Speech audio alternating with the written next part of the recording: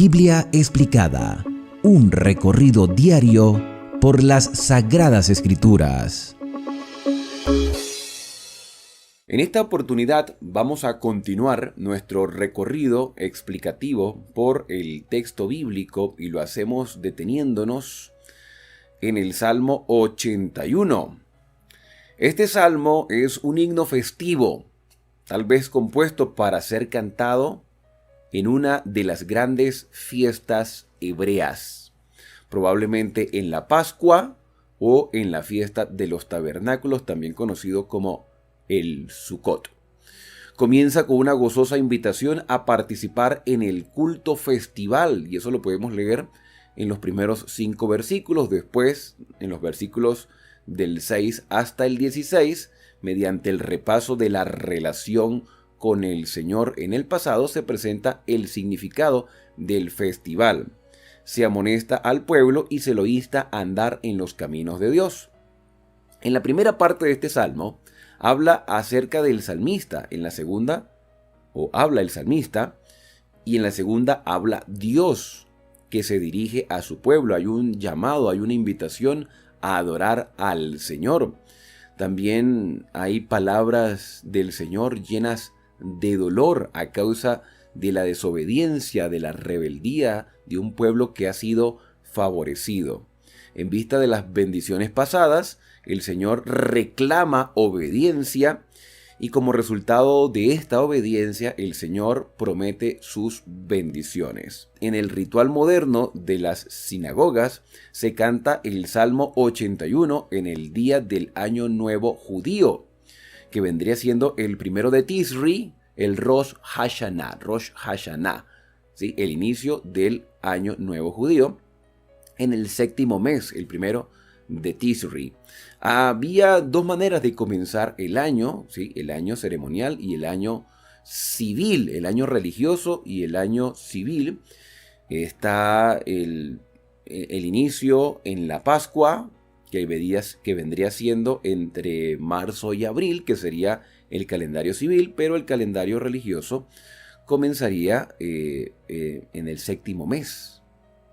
Entonces había dos calendarios que era importante tomar en cuenta, y todavía para muchos judíos el día de hoy este calendario es importante. Las fiestas, había 7 festividades judías, o existen todavía 7 festividades, 7 fiestas, incluso los judíos mesiánicos hacen celebración de ella, aunque la Biblia presenta 3 principales: la Pascua, o lo que nosotros conocemos como la Pascua, que sería la Peshá; el Pentecostés o la fiesta de las semanas, también conocido como la fiesta de las cosechas; y el Sukkot o la fiesta de tabernáculos.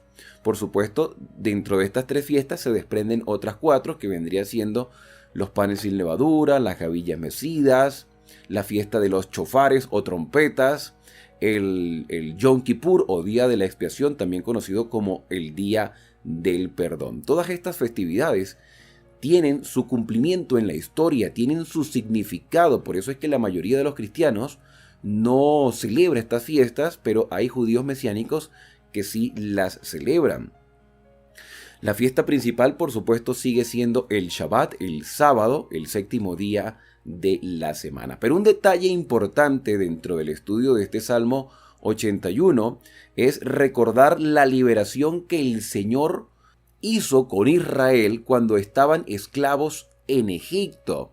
Dentro de la tradición judía se habla de que las actividades laborales del pueblo de Israel dejaron de efectuarse 6 meses antes de aquella liberación, aquella noche de Pascua, cuando el ángel de la muerte pasó a quitarle la vida a los primogénitos y pasó revisando las casas del pueblo judío, del pueblo de Israel, porque no era el pueblo judío como tal, porque, todos eran israelitas, judíos eran de la tribu de Judá. Entonces todo el pueblo de Israel, que había pintado sus casas con la sangre del Cordero Pascual, el ángel de la muerte pasó por encima de ahí viene la palabra Pascua, Peshá, pasar por encima, y llegó a la casa de los egipcios y mató a los primogénitos. Muchos egipcios entraron a las casas de los israelitas Y entonces esa noche Dios los liberó de la esclavitud. Pero según la tradición, según los sabios judíos, ellos ya habían cesado las actividades desde hace 6 meses antes, en lo que ahora se conoce como el Rosh Hashanah.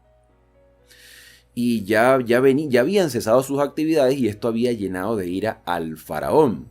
Y ellos podían celebrar la liberación de la esclavitud, que no es una esclavitud como la ponen en las películas, que le están dando latigazos en la espalda constantemente para construir las pirámides.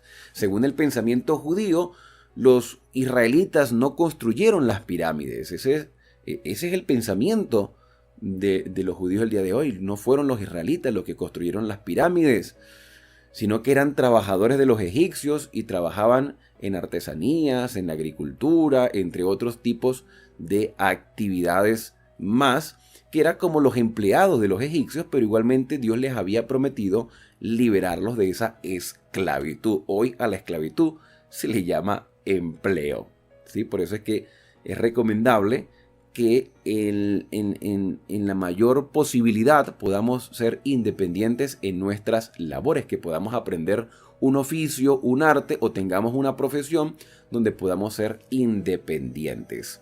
También es importante porque en la obediencia a los mandamientos a veces muchos tienen problemas con laborar en sábado porque dependen de un jefe que constantemente les exige, incluso les exige trabajar en el día santo, que es el sábado.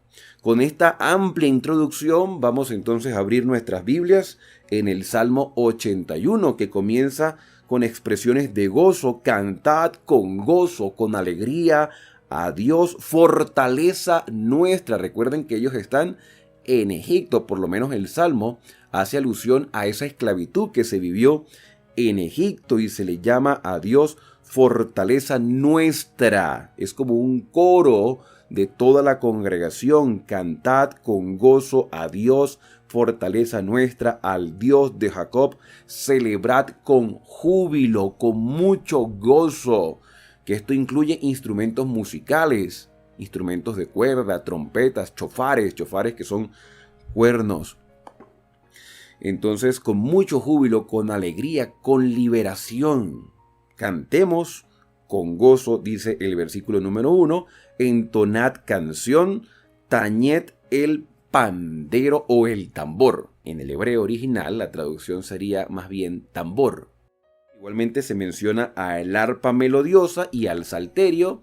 Hay quienes dicen que el arpa y el salterio, aunque la traducción de salterio sería la lira, son instrumentos muy parecidos con diferentes cantidades de cuerdas, pero se hace una alusión a que se entone bien el canto, que la canción sea bien presentada, que sea agradable al oído y que pueda honrar a Dios. De este tema de la música ya hemos hablado en capítulos anteriores, pero aquí hay instrumentos, hay tambor, hay instrumentos de cuerda, hay chofar, hay trompeta.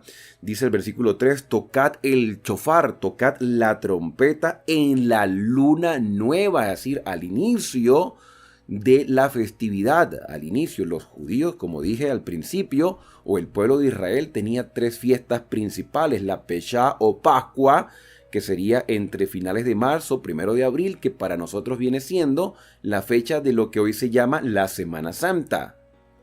Y tenemos la fiesta del Rosh Hashanah, que daba paso al 7º mes para la fiesta de las trompetas o los chofares, que tenía que ver mucho con la preparación para el juicio, porque se venía el Yom Kippur o el día de la expiación. Y vuelvo y repito, para la mayoría de los cristianos estamos claros con el estudio de las profecías que estas fiestas han tenido su cumplimiento en la historia. ¿Vale la pena recordarlas? Por supuesto que sí. Son importantes porque nos recuerda el ministerio de Cristo en nuestro favor, tanto lo que hizo en el pasado como lo que está haciendo en el presente y lo que hará en el futuro cuando venga en gloria y majestad. Las fiestas son importantes entenderlas porque allí también se muestra el plan de salvación de Dios. Evidentemente no estamos matando corderos en lo que se conoce como Pascua, pero sí vale la pena recordar cómo Dios dirigió a su pueblo en el pasado, el significado de las fiestas y lo que significa para nosotros como cristianos el día de hoy. Para mí, y según lo que he venido estudiando, y seguramente para muchos de ustedes, hoy estamos en el Yom Kippur, en el día de la expiación, no en el calendario, en el evento profético, ¿ok? No en el calendario, sino en el evento profético, y estamos esperando el Sukkot, la fiesta de las cabañas, cuando seamos llevados a la patria celestial y después a la tierra nueva. Todos estos detalles son importantes entenderlos. Entonces dice el versículo 3, tocad trompeta en la luna nueva, en la luna llena, días de nuestra fiesta. Porque estatuto es de Israel, fortaleza del Dios de Jacob. Había un restablecimiento. Después de 400 años, Dios quería restablecer ese pacto que hizo con Abraham, con Isaac y con Jacob, aunque Dios le había dicho a Abraham que ellos estarían como extranjeros en tierra ajena durante 400 años. Todo tiene que ver en este salmo con la restauración. Versículo número 5, Dios estableció un pacto con José, que a la final llegó a Egipto y se convirtió en el gobernador de esta tierra durante una dinastía específica. Lamentablemente la siguiente dinastía, esa que no conoció a José, esa dinastía que, según dice la Biblia, que no conoció la obra de José o no reconoció la obra de José, tuvo que padecer los embates de las plagas porque el faraón endureció su corazón. Aunque conocía a Moisés y se sabía quién era y cuál era su historia, Dios utilizó a Moisés como libertador, pero también la promesa se había recibido con José, que llegó a ser un gran líder en Egipto. Dios estableció un pacto con José cuando se manifestó sobre la tierra de Egipto, dice el versículo número 5, donde oyó un lenguaje que no conocía, pero lo aprendió. Aprendió el egipcio y se convirtió en gobernador. Dice el versículo 6, dijo, aparté su hombro, el hombro de Israel, el hombro de Jacob, el hombro de José, aparté su hombro de debajo de la carga, esa carga de esclavitud que estaban experimentando. Sus manos fueron descargadas de los cestos. Se cree que parte del trabajo de los israelitas en Egipto era la preparación de cestos o canastillas o vasijas elaboradas en barro, o sea, eran trabajos de artesanos. Según lo que dice el versículo 6, ellos estaban con sus cargas, con sus trabajos. Entre ese trabajo era la preparación de canastas o de vasijas elaboradas en barro. Cuando dice el cesto, está hablando de vasijas. Para los egipcios era un trabajo artesanal y también trabajaban otro tipo de oficios, tenían otro tipo de actividades, pero se cree que en realidad el pueblo de Israel no tuvo nada que ver, por lo menos no en su mayoría, con la construcción de las pirámides. Dice el versículo número 7, en la calamidad clamaste y te libré, porque el pueblo gemía por liberación y por cumplimiento de las promesas del Señor. Clamaste y te libré, te respondí oculto tras el trueno, te probé junto a las aguas de Meriba, ya en la liberación.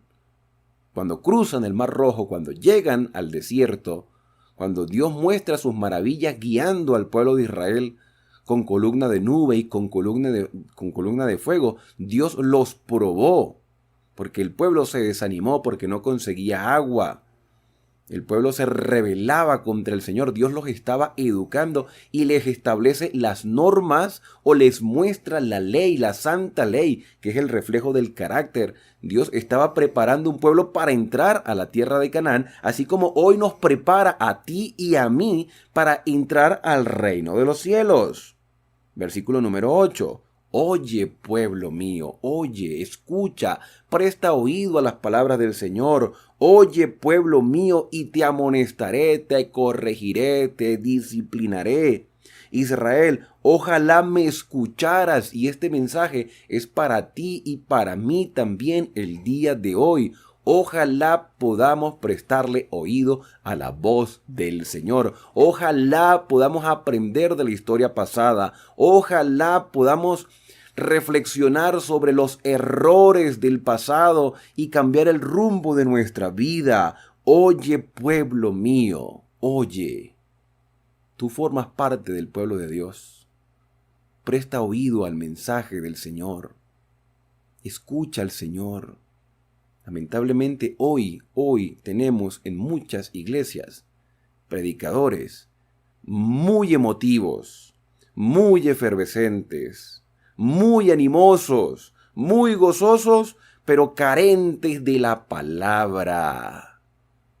Tenemos que detenernos por un momento y con toda esa alegría que tenemos y ese gozo, prestarle oído a la voz del Señor. Oye, pueblo mío, te voy a amonestar, te voy a disciplinar, te voy a corregir. Israel, ojalá me escucharas. No haya en ti Dios ajeno. Fíjate que aquí hace una alusión al primer mandamiento. No tendrás dioses ajenos delante de mí. No tendrás otros dioses o no tendrás, porque es que no existen otros dioses. No hay otros dioses, hay un solo Dios, que evidentemente es la unión de tres personas coeternas, los que creemos en la deidad, Padre, Hijo y Espíritu Santo. Sabemos que Dios es una unidad de tres personas coeternas, no son tres dioses separados, es un solo Dios, Elohim. Elohim es una palabra para describir a Dios en su grandeza y en su pluralidad, Elohim. Porque Él es Dios, Elohim. En una traducción en castellano podría ser dioses, pero suena mal, porque no son tres dioses, es un solo Dios. No tengas un Dios ajeno fuera de Yahvé, de Jehová, de Elohim, del Shaddai, de aquel todopoderoso que te libró con mano fuerte. No tengas Dios ajeno, ni te encorves a Dios extraño, al Dios de otro, o los que otros piensan que son dioses, porque en Egipto había muchos dioses, y lamentablemente hoy algunas denominaciones cristianas se postran a otros dioses.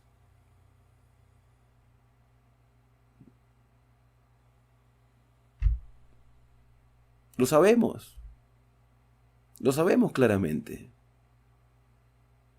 pero no queremos entenderlo.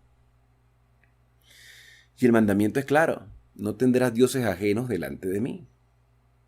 Dios es celoso, fuerte, que visita la maldad de los padres sobre los hijos desde la tercera a la cuarta generación. Pongámosle el nombre que queramos a las imágenes, pero eso es idolatría. Nos guste o no nos guste, es idolatría. Y a Dios le aborrece la idolatría. Ojalá, pueblo mío, me escucharas, y que no haya en ti Dios ajeno, ni te encorves a Dios extraño. Versículo 10. Yo soy el Señor tu Dios, yo soy el que te hice subir de Egipto. Abre bien tu boca y te satisfaré. Pero mi pueblo no escuchó mi voz. Aquí hay una reprensión y hay también un poco de decepción por parte del Señor. El Señor se siente decepcionado porque dice: mi pueblo no escuchó mi voz. Y eso es lo que pueda estar pasando, porque nosotros queremos escuchar lo que nos place, no lo que realmente necesitamos, porque estamos acostumbrados a la tradición. Entonces dice el versículo: mi pueblo no escuchó mi voz e Israel no me quiso a mí. Por eso los dejé a la dureza de su corazón y caminaron en sus propios consejos. No quiere decir que Dios haya desechado a Israel ni nos esté desechando a nosotros por el hecho de cometer errores, porque errores cometemos todos. Sino que llega un punto en nuestra vida, llega un punto en que endurecemos tanto el corazón, que nos hemos acostumbrado tanto a una tradición o nos hemos acostumbrado tanto a una manera de adorar que, porque nos enseñaron o porque consideramos adecuada o porque nos pareció o porque nos gustó, y Dios en su paciencia, en su clemencia, en su bondad, en su misericordia, resiste, aguanta para ver si nos convence, para ver si el Espíritu Santo por fin ya nos aparta de ese camino y nos lleva a la senda de la rectitud. pero Dios tiene paciencia y tiene amor hacia ti y hacia mí. Pero llegará un punto en que el tiempo de gracia se terminará. Y por eso aquí está la advertencia. Por eso los dejé a la dureza de su corazón y caminaron en sus propios consejos. Si mi pueblo hubiese escuchado, si hubiese prestado oído, si en mis caminos hubiera andado Israel, y esta amonestación también es para nosotros, si en los caminos del Señor estuviese andando la iglesia, estuviera andando por el sendero, pudiéramos cumplir nuestro propósito en la tierra de ser una luz al mundo. Si dejáramos de estar enseñando que Cristo abolió los mandamientos y nos pusiéramos a obedecer verdaderamente lo que Dios ha establecido y le prestáramos atención al significado de estas festividades que han tenido su cumplimiento en la historia, quizás la historia del mundo y de la iglesia fuera diferente. Si mi pueblo me hubiese escuchado, dice el versículo 13, si en mis caminos hubiera andado Israel, en un momento habría yo derribado a sus enemigos y vuelto mi mano contra sus adversarios. Pero Dios sí los libró de la mano de los egipcios y los hizo cruzar el Mar Rojo y venció al faraón y a sus dioses.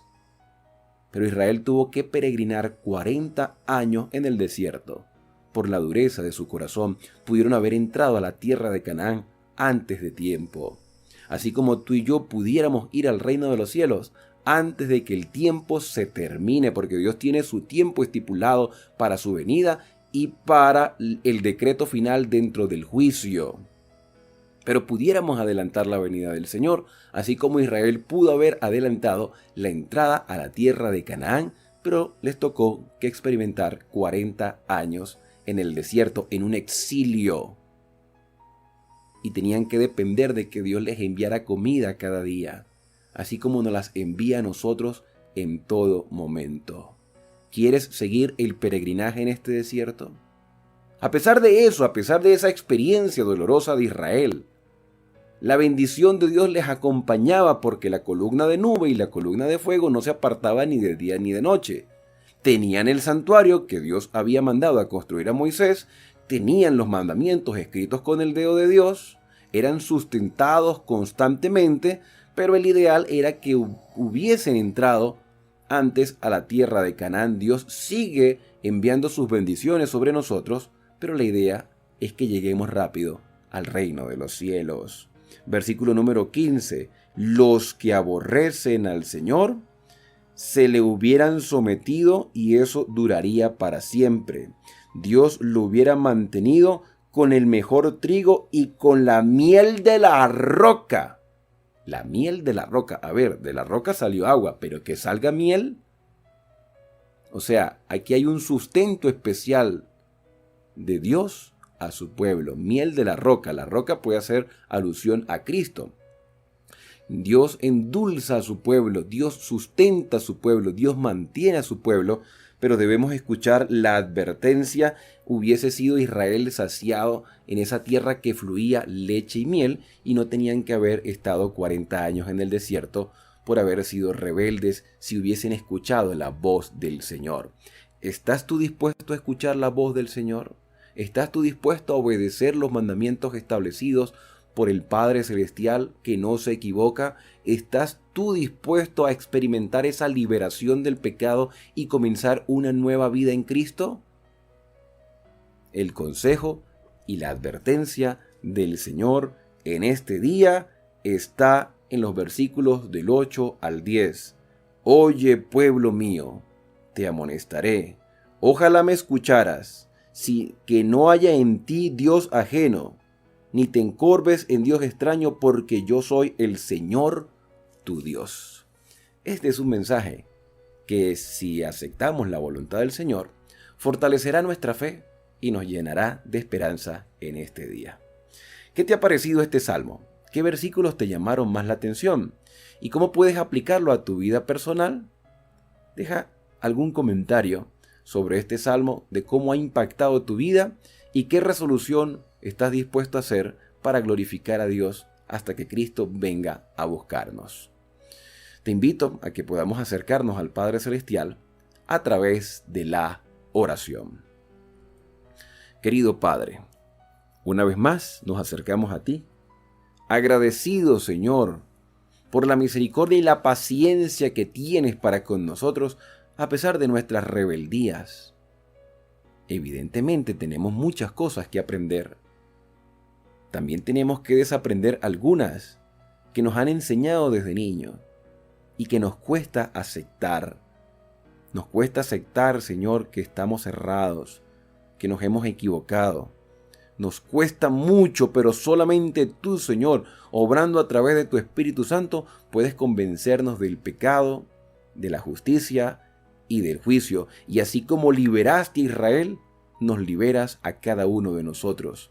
Y nos aconsejas para que tomemos, Señor, en cuenta tu palabra y podamos recibir esa recompensa que tienes destinada para cada uno de nosotros el día de hoy. Son agradecimientos que hoy te hacemos en el santo y bendito nombre de Cristo Jesús. Amén.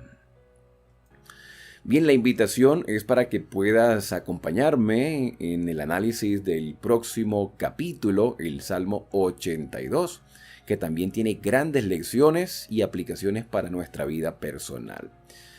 No olvides compartir este video con otras personas, suscríbete al canal, deja tu comentario sobre el análisis de este salmo y te espero en el próximo video en este canal de esperanza. Que Dios pueda guiar tus pasos a lo largo de todo este día.